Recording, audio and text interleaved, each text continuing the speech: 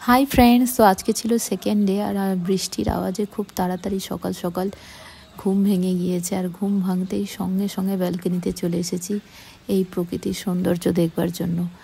দেখুন উপরে কি সুন্দর পাখি থাকার জন্য ছোট ছোট করে এরকমভাবে ঘর করে দেওয়া আছে।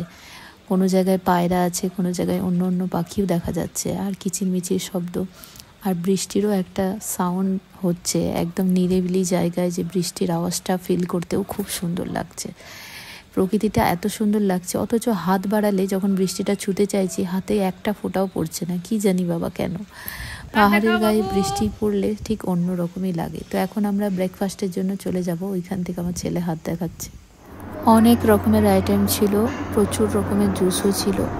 তো এখন আমরা যা যা খাবো এখন নিয়ে বসে যাবো, আর ঝটপট খেয়ে বেরিয়ে যেতে হবে, কারণ আমরা যাব আজকে ডেলো। তো এই ছিল আমাদের ব্রেকফাস্ট। তো এবার ব্রেকফাস্ট সেরেই আমরা গাড়িতে উঠে পড়েছি আর এখন বেরিয়ে গিয়েছি ডেলোর জন্য। এখান থেকে একদমই কাছে, মোটামুটি 30-40 মিনিটের রাস্তা। তো মানে কোনো হ্যাপা ছিল না, একদমই কাছে।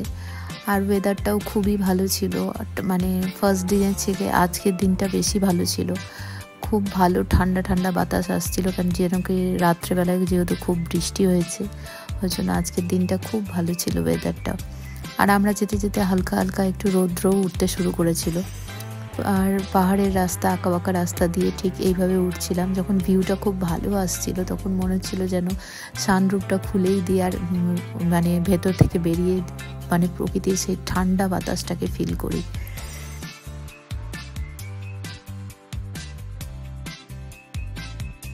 প্রায় চলেই এসেছি, আর জানালা দিয়ে দেখাই যাচ্ছিল সবাই প্যারাগ্লাইডিং করছিল। আর আমার ছেলে এক্সাইটেড হয়ে আর থাকতে পারলো না, তাড়াতাড়ি করে সানরুফটা খুলে দাঁড়িয়ে পড়লো যে মা আমি একটু ভালো করে ক্লোজলি নিয়ে আমি ঠিক দেখতে পাচ্ছি না। আর বায়না করতে লাগলো যে না আমিও করব, কিন্তু যদিও বা আমরা অ্যালাউ করিনি।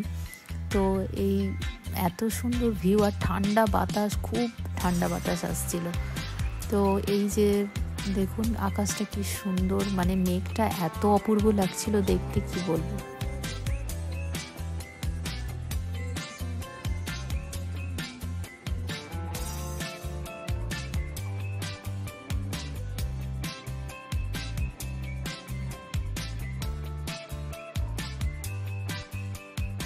ফাইনালি আমরা পৌঁছে গেছি, আর পাহাড়ের ওপর থেকে তিস্তা নদীটা দেখুন কি ছোট লাগছে দেখতে।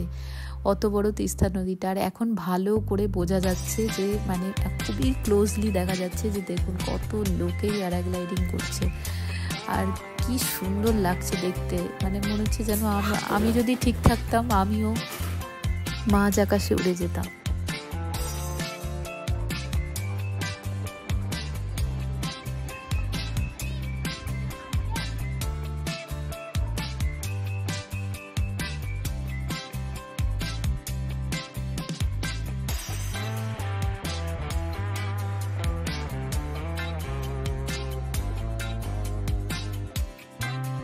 যেহেতু এত গরম আর ভিউটাও এত ভালো, তাই ঠান্ডা পাওয়ার জন্য এই ডেলোতে অনেক লোকজনও এসেছিল। এবার বেশ ভিড় লাগছিল দেখতে, চারিদিকে অনেক লোকজনই ছিল।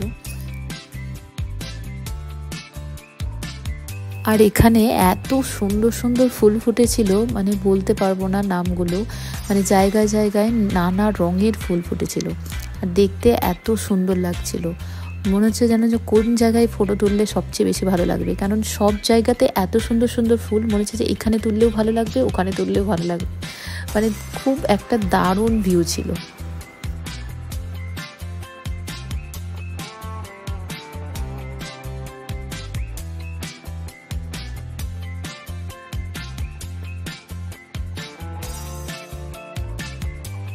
আমাদের ঘোরাঘুরি শেষ হওয়ার পর যখন আমরা ফিরছিলাম তখন লাঞ্চ টাইম পার হয়ে গিয়েছিল, আর খুব খিদেও পেয়েছিল, তাই একটা জায়গায় দাঁড়িয়ে মোমো আর ম্যাগি অর্ডার দিলাম। পাহাড়ে এসে মোমো খাবো না তা তো হয় না, আর এখানে লোকাল মোমোগুলো খুব ফ্রেশ হয় আর খুব ভালো হয়।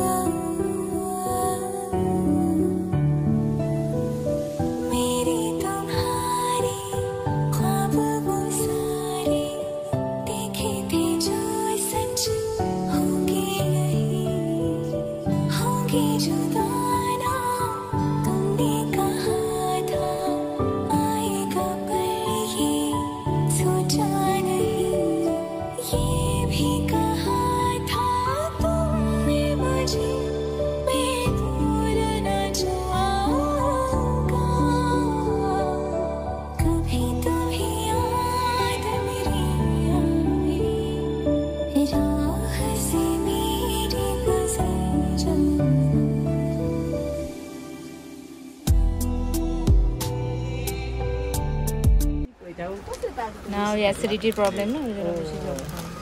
আর একবার বলেন এটা কি প্রোডাক্টটা সম্পর্কে? এটা আছে আপনার ব্যাংককের, খুব ভালো। এটা নিম্বুর আর এটা খাটু, এখানে লোকাল ফ্রুটস এর, কিন্তু এখানে না, এটা ব্যাঙ্গালোরের। ওই যে ওই দিকে কালিম্পং এলে আপনারা এখানে ভিজিট করতে পারেন। দেখুন প্রচুর ভ্যারাইটিস আছে, অনেক আছে এগুলা। আর বেল বেজেছে, মনে হয় আবার আমাদেরকে গুড নাইট চকলেট দেওয়া হবে। প্রত্যেকদিন এখানে গুড নাইট চকলেট দেয়। আজকে কি চকলেট দিয়েছে? ওয়াও, তাহলে এটা আমাদের গুড নাইট চকলেট। কিন্তু এটা আমরা 4 জন আর আমাদেরকে 2টো করে চকলেট দেয়, শেয়ার করে খেতে হয়। এটা কিন্তু ঠিক না, এটা একদম ঠিক না।